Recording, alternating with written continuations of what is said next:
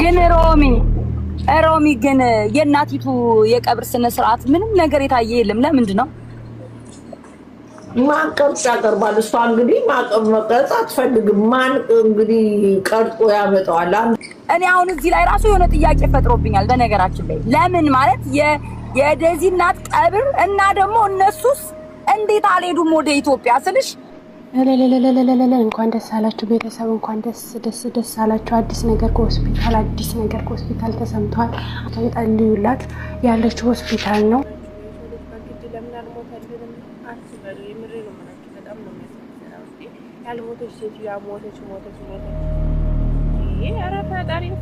ከሰሞኑ እጅግ ብዙዎችን አሳዝኖ እንዲሁም ደግሞ እንዲነጋገሩበት አድርጎ የነበረ ዋነኛ ጉዳይ ነበረ።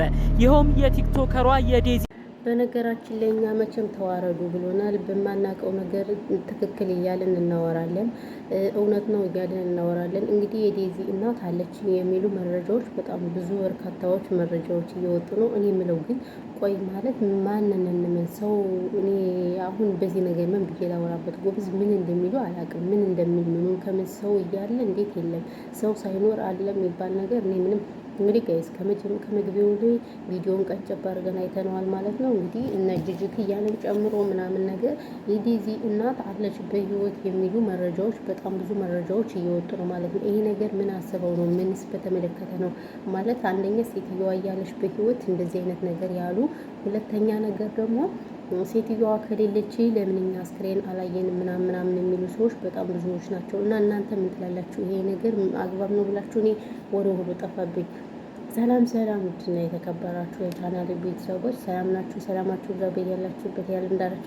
እንግዲህ ለዚህ ቻናል አዲስ ከሆናችሁ ሰብስክራይብ አድርጋችሁ ቤተሰብ ሁኑ። ሰብስክራይብ ስለምታደርጉ ደግሞ እጅግ በጣም እናመሰግናለን እያልኩኝ ዛሬም እንደተለመደው እንግዲህ በአንዳንድ ነገር መተንላችኋል ማለት ነው። የመቼም የኛ ጉድ ቢወራ ያልቅምና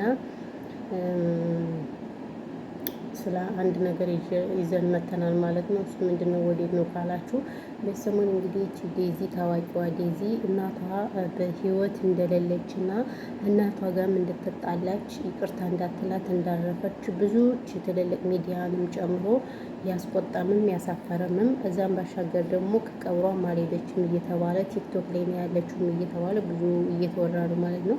እንግዲህ ደግሞ የጉድ ገንፎ እያደር ይፋጃል ይላል ያገሬ ሰው ሲተርትና እናቷ በህይወት አለች የሚሉ መረጃዎች እየወጡ ነው ማለት ነው። ስለዚህ እናንተ ምን ትላላችሁ? ይህ ነገር አግባ እውነት ነው ወይስ ውሸት ነው ብላችሁ ታስባላችሁ? እኛ መቼም ሁል ጊዜ ተዋረዱ ተብለናል። በየቦታው ውርደት ነው ስራችን። ውርደት ለኛ ፋሽናችን ሆኗል። ውርደት ለኛ ምንም ነገር ሆኗል ማለት ነውና ምን ትላላችሁ እናንተ ማለት ነው? ምን ትላላችሁ? የእውነት እኔ በጣም ነው ያዘንኩት፣ በጣም ነው ያፈርኩት። ምክንያቱም በዚህ ልክ በቃ ያልሆነ ነገር ትክክል እኛ አሁን እኮ በቃ ማመን ራሱ አልቻልንም። ዝም ብለን በቃ እኔ በስመ አብ ወልድ ምን ብዬ ላውራት ጎበዝ፣ ማወራው ራሱ የጠፋብኝ ማለት ነው በነገራችን ላይ። እና እናንተ ምን ትላላችሁ? ቤተሰብ ወገን ታትስ እናንተ ሄዱበት ማለት ነው። ሄዱበት በእንደዚህ አይነት ነገር እንድንሄድበት ነው የሚገባን እንጂ ዝም ብሎ የሚታለፍ ነገር አይደለም ማለት ነው። ምክንያቱም እኛ ሁሌ በቃ ውሸት ነው ያው ስልችት ያለኝ ውሸት፣ ትክክል ያልሆነ ነገር ትክክል እያለን በቃ ትክክል ሆነን ቀረን እኮ። አቤት እና እኔ በነገራችን ላይ ብትኖር ሴትዮዋ በጣም ደስ ይለኛል። ገባችሁ?